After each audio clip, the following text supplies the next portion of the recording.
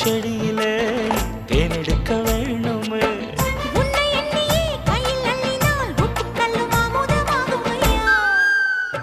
ஏய் என் மனசுல அடி ஒன்ன நினைச்சதுனால இன்று வரையில் வேற பண்ண நினைக்க மானே.